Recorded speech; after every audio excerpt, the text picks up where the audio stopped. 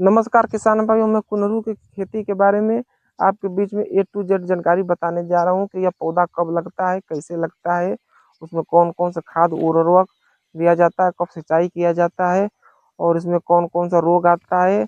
और ये सब के बारे में मैं ए टू जेड जानकारी बताने जा रहा हूँ। जैसे कि आप देख सकते हैं पीछे हमारा यह कुनरू का पौधा है और यह कैसे लगाया जाता है मैं बताने जा रहा हूँ। तो कुनरू का पौधा लगाने से में के लिए उसमें क्या क्या होता है।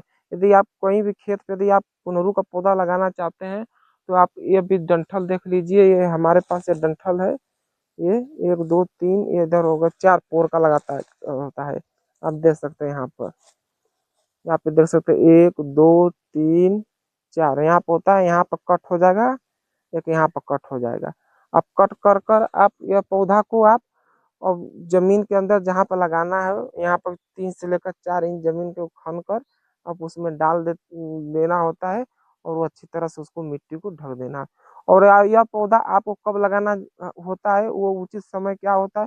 आप अक्टूबर से लेकर आप दिसंबर तक हो सके तो यदि आपको जनवरी में भी मिल जाता है तो आप यह पौधा अक्टूबर से लेकर जनवरी तक आप कभी भी ठंडा यदि कुछ मौसम हो जाता है जिस समय टेम्परेचर 18 से लेकर 25 डिग्री तक टेम्परेचर जब हो जाता है तो आपको कुनरू का पौधा आप लगा सकते हैं। कुनरू का पौधा लगाने के बाद 15 से लेकर 20 दिनों के बाद उसमें तो छोटा छोटा कल्ले निकलने लगता है। अब वह कल्ला जब आपका 15 से लेकर 20 सेंटीमीटर तक हो जाता है तो उसमें फ्रूटिंग आना शुरू हो जाता है। यदि आप पौधा का ग्रोथ आप लेना चाहते हैं तो उसमें फ्रूटिंग आप तोड़ देंगे तो पौधा का अच्छा तरह से विकास हो जाएगा। तोड़ने के बाद जब आपका फरवरी माह आ जाता है तो उसमें कुनरू का रेट अच्छा मिलने लगता है तो आप उस समय छोड़ सकते हैं। कुनरू के लिए आपको फरवरी माह के बाद वह अच्छा प्रोडक्शन देने लगता है। और मैं बता दें उसमें खाद एवं नियंत्रण कुनरू में कैसे करते हैं। तो कुनरू की फसल यदि आप लगाते हैं, यह जंगली पौधा है एक प्रकार का। इसमें उसका रूट बहुत अंदर तक जाता है, दूर दूर तक फैला होता है।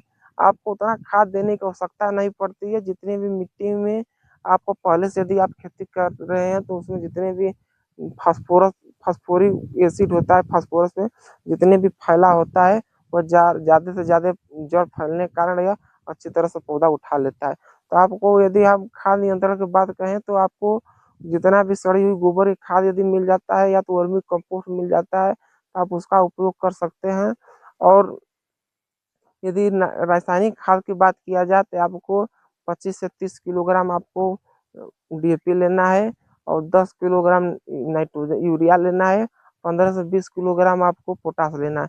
आप उस मिट्टी को अच्छी तरह से मिलाकर खाद को आप जहाँ जहाँ पे देख सकते हैं यहाँ पर हमारा थाला बना हुआ है, आप उसको अच्छी तरह से आप उसमें खाद मिला सकते हैं।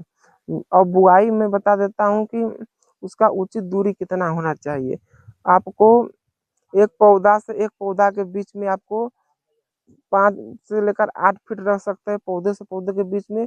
और कतार से कतार की दूरी कम से कम 10 फीट आपको रखना पड़ता है, ताकि जितना भी दूरी रहेगा पौधों को हवा का संचार अच्छा तरह से मिल सकता है। आप आप एक बात बता दें कि यदि आपके पास यदि फरवरी से लेकर जून तक यदि आपको जमीन में यदि फराना चाहते हैं तो आप जमीन में भी फरा सकते हैं। उसका फ्रूटिंग बहुत अच्छा रहता है। क्यों क्यों रहता है उसके बारे में बता देता हूँ कि जमीन में जितने भी इसमें हर पोर पोर पर गांठों गांठों पे जिसे बता देता हूँ कि इसमें जड़ निकलता है। जड़ निकल जितने भी रूट होगा जमीन के संपर्क में पड़ेगा तो वह अपना रूट बदलता चला जाएगा, धंसता चला जाएगा। उससे मिट्टी से वह जितने भी आसपास के उसमें खाद होगा वह उठाता चले, जिससे एक भी फल नहीं मरता है, वो अच्छी तरह सारे का सारे टिका रहता है।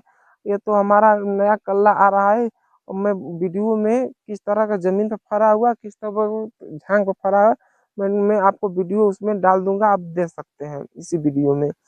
तो वह इस तरह से इसका फूटिंग आता है।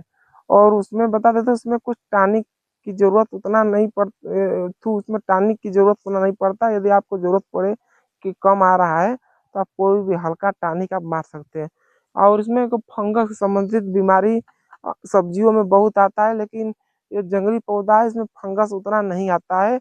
आपको यदि मारना हो प्रोटेक्शन के रूप में तो आपको 15 से 20 दिन भी या 1 महीने पे आप कोई भी नॉर्मल फंजिसाइड जैसे साफ हो गया और आपको बेबिस्टिन हो गया, कोई भी आपको नॉर्मली जो भी फंगिसाइड है आप मार सकते हैं। यदि आप रासायनिक विधि नहीं मारना चाहते, घर का बनाया हुआ मार सकते हैं। तो आपको कपूर हो गया है, आपको कपूर 15 से 20 ग्राम कपूर लेकर आपको एक पंप में गर्म पानी 1 लीटर डालकर कपूर को अच्छी तरह से घोल लें और उसका स्प्रे कर सकते हैं। हो सके तो आपको यदि दूध मिल जाता है तो दूध का स्प्रे भी कर सकते हैं, जिससे आपको कैल्शियम अच्छी तरह से मिल जाता है, वो भी आप उपयोग कर सकते हैं।